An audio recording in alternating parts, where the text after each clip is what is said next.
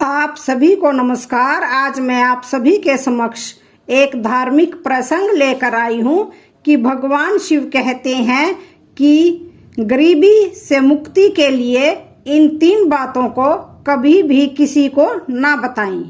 तो आइए श्रवण करते हैं।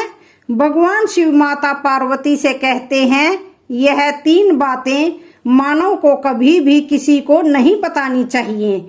जो मानव यह 3 बातें नहीं बताते हैं वह इंसान कभी भी गरीब नहीं रहेगा। फिर माता पार्वती कहती हैं, हे प्राणनाथ, वह कौन सी 3 बातें हैं जिसे जान लेने से इंसान को कभी भी दुखों का सामना नहीं करना पड़ेगा। फिर भगवान शिव कहते हैं, हे देवी, आज मैं पृथ्वी लोक पर एक सन्यासी का रूप धारण करके यह 3 बातें बताने जा रहा हूँ। कृपया आप इस कहानी को ध्यान से सुने। अगर आप यह कहानी सुन रहे हैं तो पूरा सुनिए। इस कथा को आधा अधूरा छोड़कर जाने की गलती मत करिए, क्योंकि इस पवित्र कथा को पूरा सुनने से मनचाहा फल की प्राप्ति होगी। इसलिए इस कथा को पूरा सुने। आप शिव भक्त हैं तो भोलेनाथ का अनादर ना करें। भगवान शिव पृथ्वी लोक पर एक सन्यासी के रूप में आते हैं। आज की इस कहानी की शुरुआत करते हैं। प्राचीन समय की बात है। एक नगर में एक धनवान सेठ रहता था। उसके घर में किसी भी चीज की कोई भी कमी नहीं थी और उसका व्यापार भी बहुत अच्छा चल रहा था। उसकी पत्नी भी बहुत खुश रहती थी, क्योंकि सेठ हर महीने उसके लिए नए नए गहने खरीदता था और उसे बहुत प्रसन्न रखता था। तो फिर सेठ के घर के बगीचे में एक वट वृक्ष था। उस वट वृक्ष के नीचे सन्यासी अपना आसन बिछाकर ध्यान किया करते थे। सेठ और सेठानी दोनों सन्यासी की बहुत सेवा करते थे और उनकी देखभाल भी करते थे, क्योंकि वह सन्यासी कई सालों से उस वट वृक्ष में रह रहे थे। सेठ हर रोज सन्यासी को घर का भोजन देते थे और सन्यासी भी उनसे बहुत प्रेम करते थे। भगवान शिव जो सन्यासी थे वह बहुत खुश थे, क्योंकि उन्हें किसी चीज के लिए कहीं और नहीं जाना पड़ता था। सेठ और सेठानी हर रोज उन्हें स्वादिष्ट भोजन खिलाते थे। तो सेठ की पत्नी बहुत ही सरल और भोली स्वभाव की थी। उसकी आदत थी कि वह घर की हर बात बाहर वालों को बता देती थी। एक दिन सेठ की पत्नी ने अपने पति से पूछा, पिया जी, आपका व्यापार कैसा चल रहा है? आप कैसे इतना मुनाफा कमाते हो? तो फिर पत्नी का ऐसा सवाल सुनकर सेठ ने सारी बात बता दी। सेठ ने कहा, प्रिय, मैं अनाज का धंधा करता हूँ। मैं चंबल की घाटी से अनाज खरीदता हूँ और उसे महंगे दामों में बेच देता हूँ। तो अपने पति की यह बात जानकर सेठानी को बहुत प्रसन्नता हुई। उसने सोचा, मेरे पति तो बहुत ही बुद्धिमान है। यह बात तो सारे नगर वालों को पता होनी चाहिए कि मेरे पति इतने बुद्धिमान हैं और इतना ज्यादा धन कमाते हैं। तब अब सेठ की पत्नी ने पूरे नगर में यह बात फैला दी कि उनके पति इस तरीके से पैसा कमाते हैं। तो फिर अब क्या था, नगर के कुछ लोगों को जब यह पता चला कि सेठ किस प्रकार धन अर्जित करता है, तो वे भी सभी अनाज का धंधा करने लगे। फिर अब नगर के बहुत से लोग अनाज का व्यापार करने लगे हैं। सेठ जो पहले कम दाम में अनाज खरीदता था, अब वही अनाज महंगे दामों में बिकने लगा। सेठ का धंधा थोड़ा कम चलने लगता है, उसे मुनाफा नहीं होता और धीरे धीरे वह गरीब होता जाता है। सेठ का पूरा धंधा बैठ जाता है। यह देखकर वह बहुत चिंतित और दुखी हो जाता है। तो फिर एक दिन की बात है, सेठ अपने व्यापार की परेशानी से तंग आकर बगीचे में बैठा था। तभी भगवान शिव जो सन्यासी थे वह वहां आते हैं और कहते हैं, सेठ जी, क्या बात है, आज आप कुछ परेशान लग रहे हैं। तब सेठ बताता है, हे संत महात्मा, मेरा व्यापार बहुत मंदा चल रहा है। मुनाफा बहुत कम हो गया है। नगर के बहुत से लोगों ने अनाज का धंधा शुरू कर दिया है, जिससे मेरा धंधा बैठता जा रहा है। भगवान शिव जो सन्यासी थे सेठ की बातें सुनकर कहते हैं, सेठ जी, क्या आपने किसी को बताया था कि आप किस प्रकार अपना धन अर्जित करते हैं? किस प्रकार आप अपनी जीविका चलाते हैं? तब सेठ कहता है, हाँ संत महात्मा, मैंने अपनी पत्नी को सारी बात बताई थी। वह मुझसे पूछ रही थी कि आप इतना धन कैसे कमाते हैं। तब मैंने उसे बताया था कि मैं अनाज का व्यापार करके धन अर्जित करता हूँ। तो फिर अब सन्यासी को सारी बात समझ में आ जाती है। सन्यासी कहते हैं, सेठ जी आपने बहुत बड़ी गलती कर दी है, आपको सेठानी जी से यह बातें नहीं करनी चाहिए थी। आज मैं आपको एक कहानी सुनाता हूँ और इस कहानी के माध्यम से बताऊंगा कि चाहे कितनी भी करीबी इंसान हो, यह 3 बातें कभी किसी को नहीं बतानी चाहिए। इससे गरीबी आपके आसपास भी नहीं भटकेगी। तो अब सन्यासी जो भगवान शिव थे वह अपनी कहानी शुरू करते हैं। सन्यासी कहते हैं, सेठ जी एक समय की बात है, एक नगर में एक गरीब आदमी रहता था। वह इतना गरीब था कि अपने परिवार के लिए ठीक से भोजन भी नहीं जुटा पाता था। फिर सन्यासी कहते हैं, सेठ जी गरीबी मनुष्य के लिए एक अपमानकारी दुख था। बिना धन के गृहस्थी और घर चलाना बहुत मुश्किल था। फिर सन्यासी आगे कहते हैं, सेठ जी वह गरीब आदमी जैसे तैसे अपने घर वालों का पेट पाल रहा था। कभी उनको भोजन मिल जाता था तो कभी भूखे पेट ही सोना पड़ता था। एक दिन उस गरीब आदमी की पत्नी ने कहा, हमारे पास तो धन ही नहीं है, सुबह को खा लें तो शाम की उम्मीद नहीं है, शाम को खा लें तो सुबह की उम्मीद नहीं है। आखिर ऐसे कब तक चलेगा? मैं जैसे तैसे करके घर चला लूंगी, लेकिन आप धन कमाने के लिए प्रदेश जाइए। इस प्रकार से हमारे परिवार का गुजारा नहीं चलेगा। मनुष्य के पास चाहे कितना ही धन हो, लेकिन अगर उसके पास कोई काम नहीं है तो वह धन भी बेकार होता है। अगर हम कुछ नहीं करेंगे तो अपने बच्चों को कैसे पालेंगे? भूखे मरने से अच्छा है कि किसी की छोटी मोटी मजदूरी ही कर लें। अब पत्नी के बार बार कहने पर वह गरीब आदमी धन कमाने की आस लेकर घर से निकल पड़ा। वह जंगलों के रास्ते से प्रदेश के लिए रवाना हुआ। चलते चलते वह एक जंगल में पहुंच गया। दूर की यात्रा तय करके जा रहा था।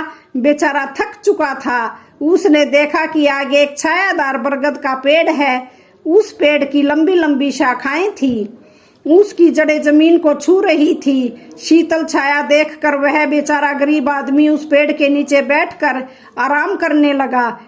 तो फिर सन्यासी आगे कहते हैं, वह गरीब आदमी वह बरगद के नीचे आराम से लेटा हुआ था। तभी उसने देखा कि कहीं से एक सांप आया और वह सांप उसी पेड़ पर चढ़ गया। गरीब आदमी उस सांप को गौर से देख रहा था।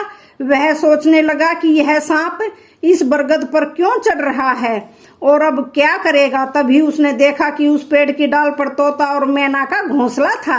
घोंसले में तोता और मैना के बच्चे रखे हुए थे। सांप को देखकर तोता और मैना के बच्चे डर के मारे चिल्लाने लगे। वह गरीब आदमी देखते ही समझ गया कि यह दुष्ट सांप इन बच्चों को खाने आया है। सोचने लगा कि मैंने तो इन बच्चों को देख लिया है, अगर अब मैं इन्हें नहीं बचाता हूँ तो मुझे बहुत पाप लगेगा। बच्चे तो बच्चे ही होते हैं, चाहे वे इंसान के हों या किसी पक्षी के। बच्चों की हमेशा रक्षा करनी चाहिए। उधर एक सांप उन बच्चों के पास पहुंच जाता है।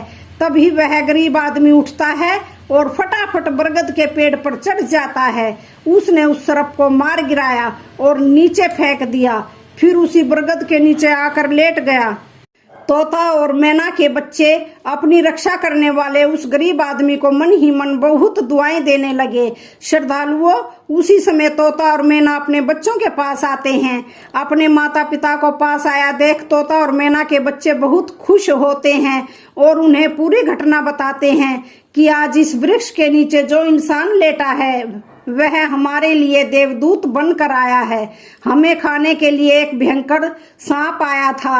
इसी इंसान ने उस भयानक सांप को मारकर हमारे प्राण बचाए हैं। हम इसके ऋणी हो गए हैं। अगर यह इंसान उस सांप को नहीं मारता तो आज हम घोंसले में जीवित नहीं होते। इसका हम पर बड़ा एहसान हो गया है। अपने बच्चों के मुख से उस मुसाफिर की प्रशंसा सुनकर तोता और मैना बहुत खुश होते हैं। तोता और मैना उस गरीब आदमी के पास पहुंच जाता है और कहता है, हे मनुष्य, तुमने आज हमारे बच्चों की जान बचाकर हमें अपना ऋणी बना दिया है।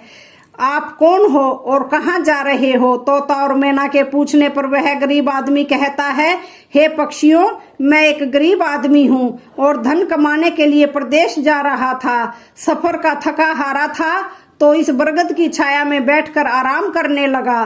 तब मैंने देखा कि एक दुष्ट सांप तुम्हारे बच्चों को खाने के लिए तुम्हारे घोंसले के पास जा रहा था। मैंने उसे मार डाला। फिर तोता और मैना बोले, भाई तुमने हम पर बहुत बड़ा उपकार किया है। संसार में सबसे बड़ी खुशी बच्चों से होती है। बच्चों से अधिक प्रिय तो किसी को कोई नहीं होता। आप भी तो धन कमाने अपने बच्चों के लिए ही जा रहे हैं। अब आपने हमारे बच्चों की जान बचाई है तो हम आपके बच्चों की भूख मिटाना चाहते हैं। तब उन्होंने बताया, हम दोनों तोता और मैना नाम के पक्षी हैं। हम हमेशा कीमती मोती खाते हैं और हमने सुना है कि यह मोती मनुष्यों के लिए बहुत मूल्यवान होते हैं। हम तुम्हें कुछ मोती देते हैं, तुम उन्हें बेचकर बाजार से कुछ खाने पीने का सामान ले आओ और आज से तुम यहीं रहकर हमारे बच्चों की देखभाल करते रहना। हम तुम्हें इसी तरह से रोज यह कीमती मोती लाकर देते रहेंगे। तोता और मैना की बात सुनकर वह गरीब आदमी बहुत खुश हो जाता है। सोचता है कि अगर हमें यही धन मिलेगा तो हम बाहर क्यों जाएंगे। तो फिर वह आगे कहता है कि सेठ जी, वह गरीब आदमी तोता से कुछ मोती लेकर बाजार गया और अपने खाने पीने का सामान खरीद लाया। उस वृक्ष के नीचे उसने एक झोपड़ी बना ली और वहीं पर रहने लगा और तोता मैना के बच्चों की देखभाल करने लगा। अब तो तोता और मैना निश्चिंत हो गए। उन्हें उनके बच्चों की रक्षा करने वाला मिल गया था। अब वे निश्चिंत होकर भोजन के लिए सुबह अपने घोंसले से उड़ जाते थे और शाम को लौट कर आते थे। अपने बच्चों को घोंसले में सुरक्षित देखकर वे बहुत खुश होते थे और उस गरीब आदमी का धन्यवाद करते थे और उसे कुछ मोती लाकर देते थे। इस तरह से धीरे धीरे तोता और मैना की नौकरी करते हुए उस गरीब व्यक्ति को 2 महीने बीत गए थे। इधर तोता और मैना के बच्चे भी बड़े हो गए। अब उस गरीब आदमी को अपनी पत्नी और बच्चों की याद आने लगी। एक दिन उसने तोता और मैना से कहा कि हम अपने घर जाना चाहते हैं, पता नहीं हमारी पत्नी और बच्चे कैसे हैं। तब तोता और मैना बोले, हे भाई, अब तुम निश्चिंत होकर अपने घर जाओ और अपने बच्चों के साथ रहो। हमारे बच्चे भी अब उड़ने के काबिल हो गए हैं। अब हमें कोई डर नहीं है। तुम अपनी पत्नी और बच्चों को देखो। कभी तुम्हें हमसे मिलने का मन हो तो इसी स्थान पर आ जाना। तो फिर इतना कहकर तोता और मैना उस गरीब आदमी को ढेर सारे मोती दे देते हैं। अब वह गरीब व्यक्ति उन मोतियों को अपने साथ लेकर अपने घर पहुंच जाता है। उसने वह मोती अपनी पत्नी को दिखाए तो उसकी पत्नी बहुत प्रसन्न हुई। उसने पूछा, पतिदेव, तुम यह कीमती मोती कहाँ से लेकर आए हो? तब उस आदमी ने बताया कि मैं बीते 2 महीने से एक तोता और मैना की नौकरी कर रहा था। उन्हीं ने मुझे यह कीमती मोती दिए हैं। यह मोती बहुत कीमती और अनमोल हैं। इन्हें बेचकर हम अपना घर और बड़ा बनवाएंगे, अपने बच्चों को अच्छे वस्त्र ला कर देंगे और तुम्हारे लिए भी नए नए गहने बनवाएंगे। तो फिर भगवान शिव सन्यासी रूप में कहते हैं, सेठ जी, अब वह आदमी उन मोतियों को बेचकर बाजार से अपने घर का सारा जरूरी सामान ले आया और अपना नया घर बनवाने लगा और वह आराम की जिंदगी जीने लगा। तो फिर उस नगर के राजा प्रताप सिंह एक अजीब रोग से ग्रसित हो गया। नगर में दूर दूर से बड़े बड़े वैद्य राजा को देखने आए और अपने अपने तरीके से इलाज शुरू किया, लेकिन राजा के स्वास्थ्य में कोई सुधार नहीं हुआ। जब किसी के इलाज से राजा ठीक नहीं हुए तो एक वैद्य ने राजा से कहा, महाराज, आपकी जिंदगी बच सकती है अगर आपको तोते के बच्चे का मांस मिल जाए तो आप हमेशा के लिए ठीक हो जाएंगे। इस प्रकार वैद्य की बात सुनकर राजा प्रताप सिंह ने अपने राज्य में घोषणा करवा दी कि जो कोई उसे तोता ला कर देगा उसे सोने के सिक्के दिए जाएंगे। तो फिर धीरे धीरे यह बात पूरे राज्य में फैल गई। सब लोग तोते की तलाश में इधर उधर लग गए पर किसी को भी तोता नहीं मिला। एक दिन गरीब आदमी की स्त्री अपने पड़ोस में कुछ स्त्रियों के साथ बैठकर बात कर रही थी। कुछ घर गृहस्थी की बातें हो रही थी। बातों ही बातों में तोते की चर्चा छिड़ गई। एक स्त्री बोली, बहन, क्या तुम्हें पता है कि राजा साहब ने तोते का बच्चा लाने का आदेश दिया है? तोता लाना कोई आसान काम नहीं है। जब गरीब आदमी की पत्नी ने सुना कि राजा साहब बीमार हैं और उन्होंने घोषणा की है कि जो कोई उन्हें तोता का बच्चा ला कर देगा उसे सोने के सिक्कों से माला माल कर देंगे, यह सुनकर उस गरीब आदमी की पत्नी ने कहा, अरे बहनों, तोता लाना कौन सी बड़ी बात है। मेरे पति 2 महीने से तोता और मैना की नौकरी करके घर आए हैं, वह एक नहीं कई तोते ला सकते हैं। इतना कहने के बाद वह अपने घर चली गई। नगर की स्त्रियों ने उसकी बात सुनी और अपने पतियों से बताई। धीरे धीरे यह बात पूरे नगर में फैल गई। राजा ने भी सुना कि उनके राज्य में एक व्यक्ति है जो तोता और मैना के पास नौकरी करके आया है। राजा ने अपने सैनिकों को आदेश दिया कि उस आदमी को पकड़ कर ले आए और उससे कहें कि वह एक तोता का बच्चा ला कर दें। राजा ने कहा, इसके बदले हम तुम्हें मुंह मांगा इनाम देंगे। यह सुनकर वह आदमी घबरा गया और बोला, महाराज, आप मेरे प्राण ले लो, पर मैं आपको तोता का बच्चा लाकर नहीं दे सकता। मैंने तो उनकी जान बचाई थी। एक रक्षक भक्षक कैसे बन सकता है। उसके इनकार करने पर राजा प्रताप सिंह बहुत नाराज हुए और बोले, अगर तुमने हमारी बात नहीं मानी और तोता का बच्चा लाकर नहीं दिया तो हम तुम्हारी पत्नी और बच्चों को मरवा देंगे।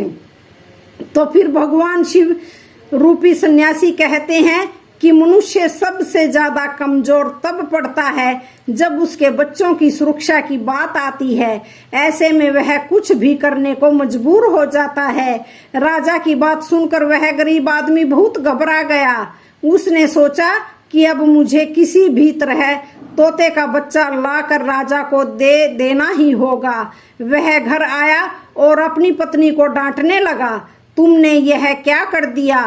तुम्हें बिल्कुल भी समझ नहीं है हम क्या करते हैं और कहाँ जाते हैं। तुमने यह बातें नगर की स्त्रियों से क्यों कही। धीरे धीरे यह बात राजा प्रताप सिंह तक पहुंच गई। अब बताओ मैं क्या करूं। जिन तोता और मैना ने हमें खाने को भोजन, रहने को नया घर और पहनने को अच्छे वस्त्र दिए, मैं उनके साथ गद्दारी कैसे कर सकता हूँ। तुमने यह बात उन महिलाओं को बताकर बहुत बड़ी भूल की है। वह व्यक्ति कहता है कि प्रिय, अपने घर की कुछ बातें दूसरों से कभी भी नहीं कहनी चाहिए। पहली बातें, आपके घर में कितना धन है और आपकी कमाई का स्रोत क्या है, यह बातें दूसरों से कभी नहीं बतानी चाहिए। दूसरी बातें, घर में आपसी प्रेम की बातें, पति पत्नी के प्रेम की बातें बाहर वालों के सामने नहीं करनी चाहिए। तीसरी बातें, आपसी लड़ाई झगड़े मतभेद मान अपमान की बातें कभी दूसरों के सामने नहीं करनी चाहिए, वरना लोग हमारी गुप्त बातें जानकर हमारी कमजोरी को समझकर हमारा फायदा उठाते हैं। चौथी बातें, अपनी कमजोरी दूसरों के सामने ना बताएं और अपनी उन्नति का राज किसी को ना बताएं। जिन बातों को कहने से आपके परिवार पर दुख आ सकता है, वे बातें कभी बाहर नहीं करनी चाहिए। खासकर उन बातों को अपनी स्त्री से ना कहें जिन बातों से घर की मान प्रतिष्ठा नष्ट होती हो, परिवार पर संकट आता है, किसी की जान जाती हो, परिवार में फूट पड़ती हो या आपके रिश्ते खराब होते हों, क्योंकि कहते हैं कि स्त्रियों के पेट में इस तरह की बातें पचती नहीं हैं। अब वह गरीब आदमी बोला, प्रिय, तुम्हारी यह गलती आज हमारे परिवार को मौत के मुंह में डाल रही है। यदि तुमने इस बात को छुपा लिया होता तो आज हम निर्भय होकर अपने घर में आनंद की जिंदगी जी रहे होते। अब राजा की आज्ञा है तो तोता का बच्चा लाकर राजा को देना ही पड़ेगा, लेकिन ऐसा करने से मैं पापी कहलाऊंगा। जिन बच्चों की मैंने इतने दिन देखभाल करी, जिन्हें मैंने मरने से बचाया, अब मैं उन्हें किस प्रकार मौत के मुंह में डाल सकता हूँ। पत्नी कहने लगी, पतिदेव, अब जो भी हो, लेकिन हमें अपनी और बच्चों की जिंदगी बचानी है, तो आपको यह पाप करना ही पड़ेगा। तो फिर अब वो बड़ा लाचार होता हुआ वह गरीब आदमी जंगल की ओर चल पड़ा था, जहां वह तोता के बच्चों की देखभाल करता था। उधर जब तोता और मैना और उनके बच्चों ने उस गरीब आदमी को अपने पास आता हुआ देखा तो वे बहुत खुश हुए। अपने बच्चों को अत्यंत खुश देखकर तोता और मैना कहने लगे, अरे बच्चों, तुम इतने खुश क्यों हो रहे हो? वह तो तुम में से किसी एक को लेने आ रहा है। तुम में से कौन है जो आज उसके साथ जाकर उसकी और उसके बच्चों की जान बचाएगा? फिर तोता कहता है कि बच्चों, लेकिन एक बात याद रखना, तुम में से जो भी उसके साथ जाएगा वह कभी लौट कर नहीं आएगा। वह नगर के राजा का भोजन बन जाएगा। तो फिर तब तोता के बच्चों ने पूछा कि आप ऐसा क्यों कह रहे हैं? तोता बताता है कि बच्चों, यहाँ का राजा बीमार पड़ गया है और वैद्य ने उसे तोता के बच्चे का मांस खाने को कहा है, इसलिए तुम में से किसी एक को वह लेने के लिए आया है। यदि तुम में से कोई उसके साथ जाने को तैयार है तो वह जा सकता है। तभी उनमें से एक बच्चा कहने लगा, हे माता पिता, उस आदमी ने हम सब की जिंदगी बचाई है और आज वह आदमी बहुत बड़ी मुसीबत में है। ऐसे में हमें उसकी मदद करनी चाहिए, चाहे हमारी जान ही क्यों ना चली जाए, लेकिन हम उसके साथ जरूर जाएंगे। उधर वह आदमी उस बरगद के वृक्ष के नीचे आता है और तोता मैना से अपना दुख बताता है। तब तोता मैना कहते हैं, हे भाई, तुम चिंता ना करो, हमारे बच्चे तुम्हारे साथ जाने के लिए तैयार हैं। तुम इनमें से किसी एक को ले जाओ। तो फिर वह गरीब आदमी उनमें से एक तोता के बच्चे को लेकर लौट जाता है और राजा को ले जाकर दे देता है। राजा उस तोते के बच्चे को एक पिंजरे में बंद रखता है और अपने नौकर को रखने के लिए कहता है। राजा कहता है कि हम इसे सुबह निकालेंगे और फिर इसके मांस को खा जाएंगे। तो फिर अब क्या होता है कि राजा प्रताप सिंह का एक बेटा था जो पशु पक्षियों से बहुत प्रेम करता था। उसे यह नहीं पता था कि यह तोता उसके पिता के खाने के लिए लाया गया है। वह अपने मित्रों के साथ उसी जगह पर खेल रहा था जहां तोते का बच्चा पिंजरे में कैद था। राजकुमार ने जब एक सुंदर तोते को पिंजरे में बंद देखा तो वह उसके साथ खेलने लगा। तभी राजकुमार का एक मित्र कहता है, मित्र, तुम इस पक्षी को बाहर निकालो, यह कितना सुंदर तोता है, पिंजरे में इसका रहना बिल्कुल सही नहीं है, हम इसे आजाद कर देते हैं। अपने मित्र की बात सुनने के बाद राजकुमार ने उस तोते के बच्चे को पिंजरे से बाहर निकाल दिया। जैसे ही वह पिंजरा खोलता है, तोता का बच्चा आकाश में उड़ जाता है। धीरे धीरे यह बात राजा तक पहुंची कि आपके राजकुमार ने उस तोते को छोड़ दिया है। अब आपके प्राण बचाना बड़ा ही मुश्किल है। यह सुनकर राजा को बहुत गुस्सा आया। उन्होंने तुरंत राजकुमार को बुलाया और गुस्से में कहा, अरे नादान पुत्र, तूने उस तोते के बच्चे को क्यों छोड़ दिया?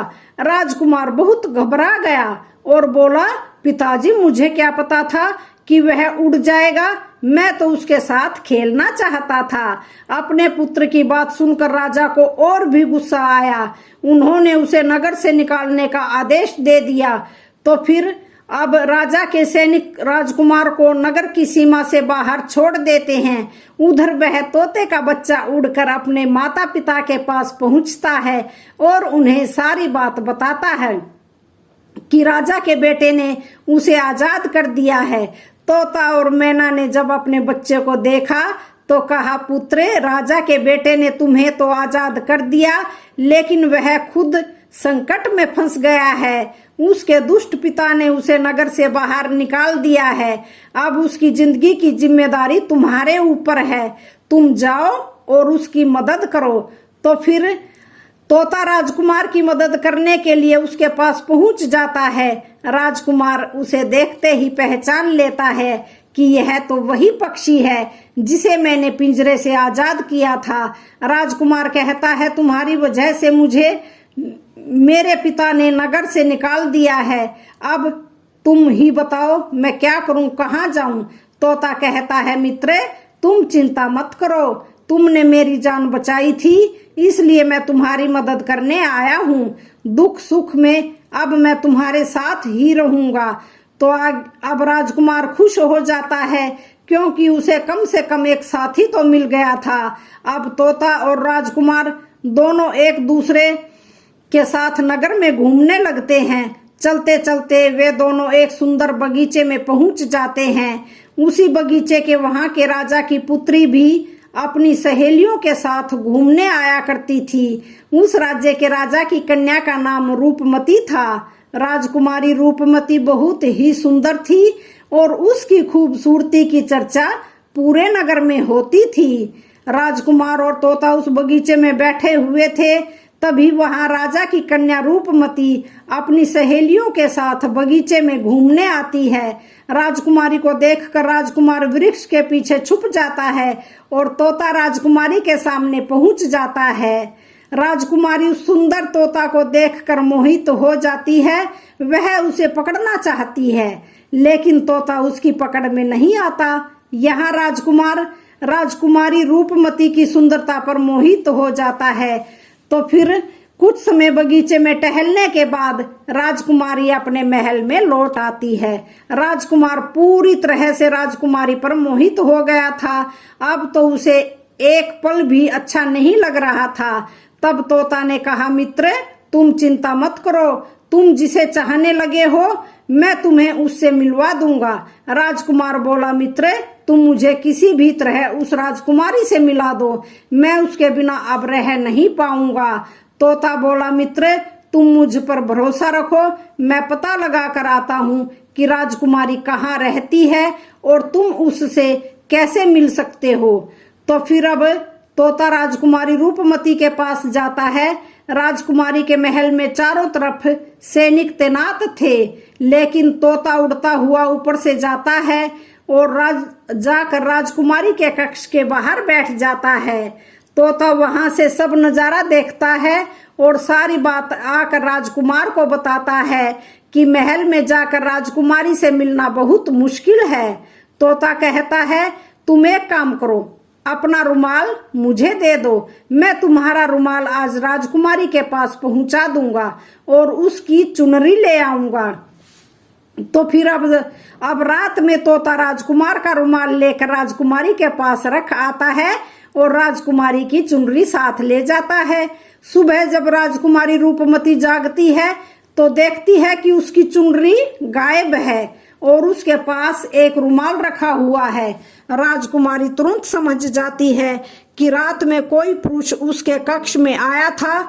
उसने देखा कि उसकी चुनरी गायब है और उसकी जगह किसी पुरुष का रुमाल रखा हुआ है। राजकुमारी बहुत दुखी हो जाती है और अपने सभी सिपाहियों को सावधान कर देती है।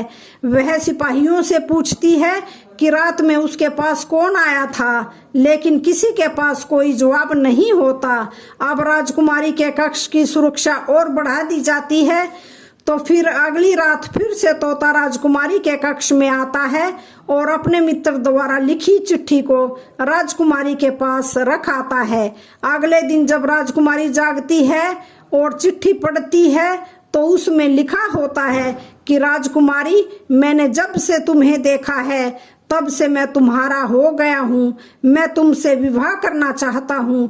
अगर तुम्हें मुझसे मिलना है तो तुम अपने बगीचे में आ जाना, मैं तुम्हें वहां मिल जाऊंगा।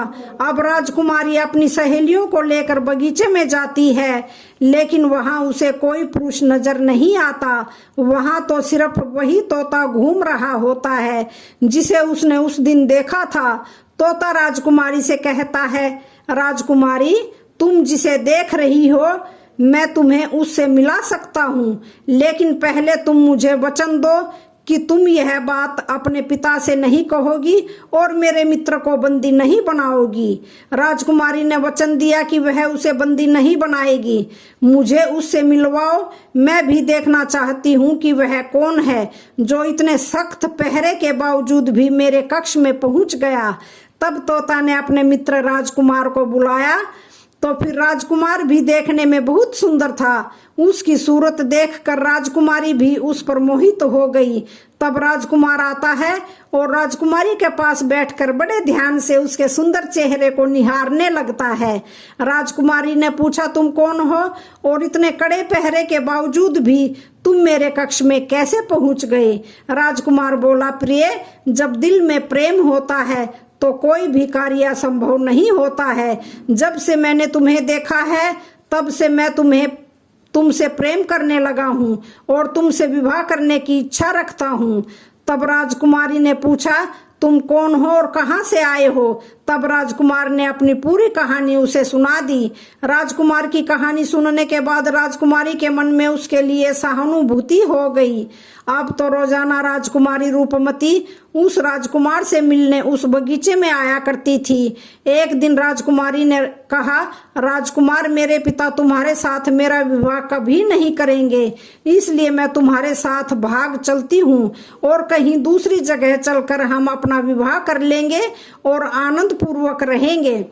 तो फिर अब वही होता है, राजकुमारी उस राजकुमार के साथ घोड़े पर सवार होकर भाग जाती है और काफी दूर जाने के बाद वे एक झोपड़ी बनाते हैं और विवाह करके दोनों साथ में रहने लगते हैं।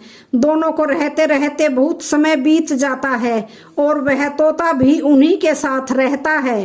तो भगवान शिव सन्यासी रूप में कहते हैं, सेठ जी, उस राजकुमार की झोपड़ी में किसी तरह से आग लग जाती है और उसी आग को बुझाने के चक्कर में उस तोते का एक पंख जल जाता है।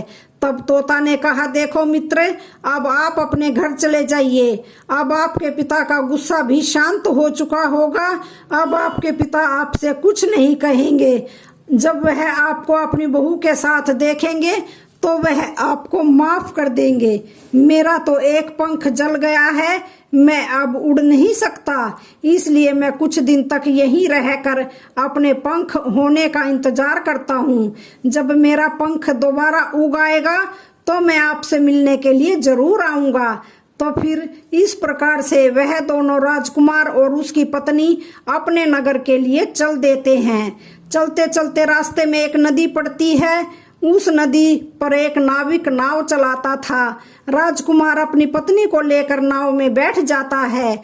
जैसे ही नाव नदी के बीच में पहुंचती है तो राजकुमार देखता है कि एक चूहा बार बार नाव पर चढ़कर आता है, लेकिन वह नाविक उसे हटाकर नदी में गिरा देता है। कई बार उस चूहे को नाविक ने हटाना चाहा। तब राजकुमार कहने लगा, अरे यह बेचारा इस प्रकार से तो जल में डूबकर मर जाएगा।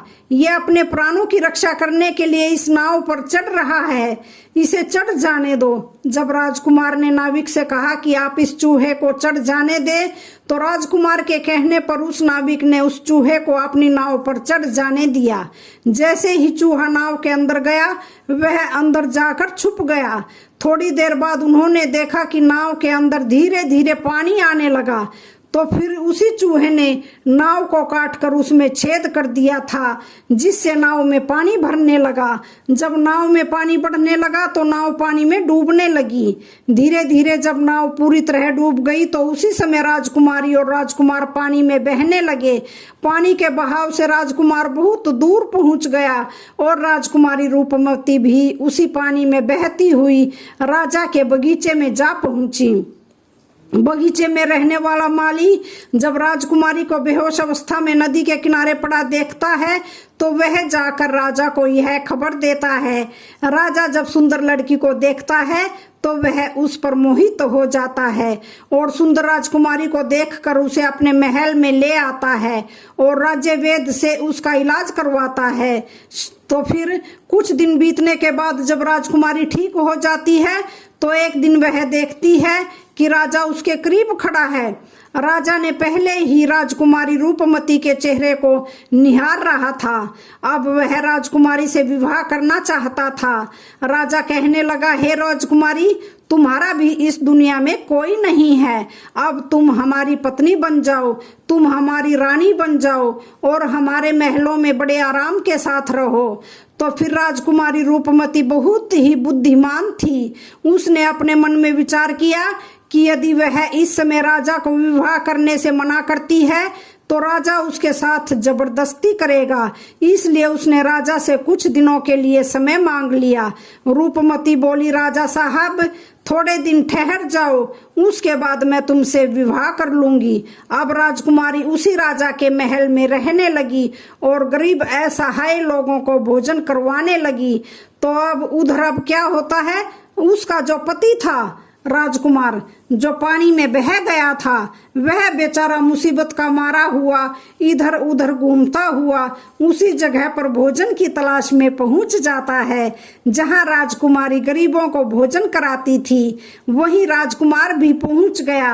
राजकुमारी ने उसे देखते ही पहचान लिया और उसकी आंखों में आंसू आ गए।